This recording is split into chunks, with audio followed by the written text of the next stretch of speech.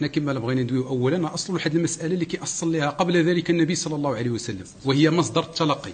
نبدا معك بعدا بمصدر التلقي ثم بعدا نوصل لهذا الموضوع هذا.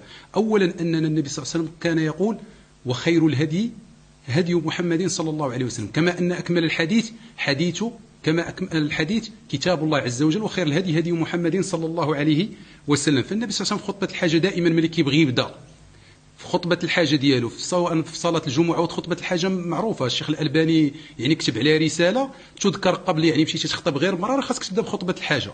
وهاد خطبة الحاجة من أول حوايج كتبين فيهم مصدر التلقي عندك اللي هو الكتاب والسنة.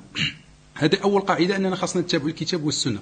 ثانيا الفهم، نضبطوا الفهم اللي هو فهم السلف. ولذلك العلماء دائما في أول المصنفات ديالهم كيبداو بمصدر التلقي عندهم اللي هو الكتاب والسنة بفهم سلف هذه الأمة. الإمام أحمد رحمه الله لما ابتدأ أصول السنة ماذا قال؟ أصول السنة عندنا التمسك بما كان عليه أصحاب رسول الله صلى الله عليه وسلم والاقتداء بهم وترك البدع. يعني بدأنا أشنو منين غياخذ لك أصول السنة عندنا التمسك بما كان عليه أصحاب رسول الله. هنا كنطرحوا سؤال: شنو اللي كانوا عليه الصحابة؟ كانوا على الكتاب والسنة.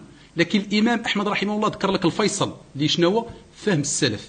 اش كيقول ابن أبي داود رحمه الله اللي هو أبو بكر بن أبي داود ابن ديال أبو داود صاحب الكتب الستة؟ قال: تمسك بحبل الله واتبع الهدى ولا تك بدعيا لعلك تفلح ودين بكتاب الله والسنن التي أتت عن رسول الله تنجو وتربح. فإذا جادة العلماء قديما وإلى يومنا هذا أنهم كيبداو مصدر التلقي عندهم أنه الكتاب والسنة بفهم السلف.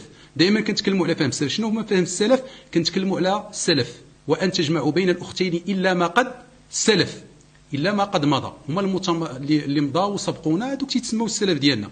ولكن في الشرع راه هما الثلاث القرون المفضلة. الشيخ الألباني رجح أن القرن هو 100 عام. يعني ملي كنتكلموا على 100 عام كنتكلموا على اللي قال فيهم النبي صلى الله عليه وسلم: خير الناس قرني ثم الذين يلونهم ثم الذين هم. هناك من عد أن نهاية السلف عند الإمام أحمد رحمه الله 241 هجرية، لكن اللي رجح الشيخ الألباني أنها 300 عام. 300 العام الأولى كاملة راها السلف.